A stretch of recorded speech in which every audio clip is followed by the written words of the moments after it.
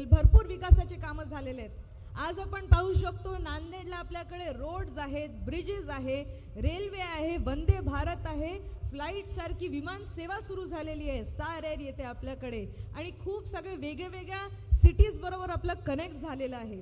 हैदराबादला आज जाऊ शकतो, बँगलोरला जाऊ शकतो, अहमदाबादला जाऊ शकतो, मुंबईला जाऊ शकतो, खूप ठिकाणी आपल्याला फिरायला तर भेटतंच, पण आज आपली कनेक्टिव्हिटी वाढल्यामुळे गुंतवणूक बाहेरून सुद्धा नांदेडला यायला तयार झालेली आहे।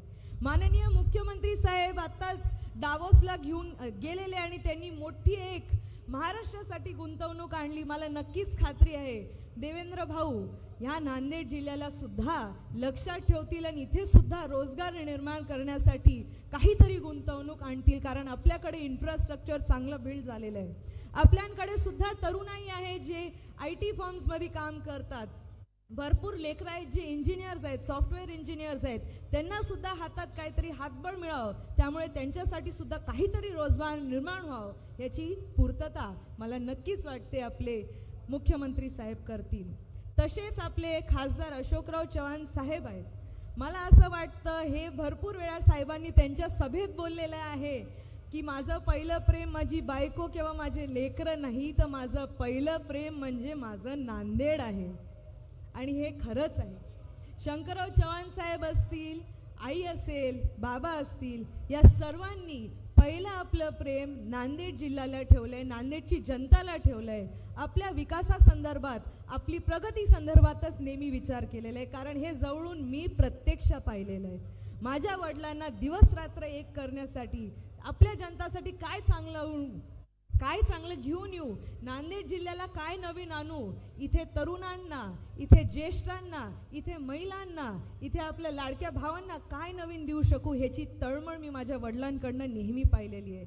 तर मला असं वाटतं आमच्या कुटुंबावर तुम्ही भरभरून प्रेम आणि आशीर्वाद नेहमीच दिलेला आहे। ह्या पुढे सुद्धा 15 तारखेला आपला हा नांदेड जिल्हा जो मोठा कुटुंब आहे तो सुद्धा भारतीय जनता पार्टीचा मोठा कुटुंब झालेला आहे।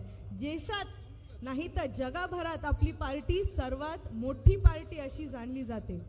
BJP ही पार्टी, भारतीय जनता पार्टी पहिले चायनामध्ये कम्युनिस्ट पार्टी होती, पण ती आता मागे राहिलेली आहे आणि भारतीय जनता पार्टी जगातली सर्वात मोठी पार्टी झाली। आपण सर्व या पार्टीचे मेंबर आहोत आणि या सर्वच पार्टीचे तुम्ही सर्वच कुटुंबातला एक भाग आहात, त्यामुळे कुटुंबासारखंच आपल्याला माहिती आहे आपले बहिणी आहेत, भाऊ आहेत, ज्येष्ठ आहेत, आपल्या सर्वांना 15 तारखेला कोणाला मतदान करायचंय, 15 तारखेला कोणाला आपले नगरसेवक, ह्या वेळेला 50% आरक्षण महिलांना सुद्धा आहे। नगरसेविका 50%, आपले 40 मेंबर 41 महिला 41, बघा महिलांना जास्त जोर, 41 एक मेंबर जास्त पुरुषांपेक्षा।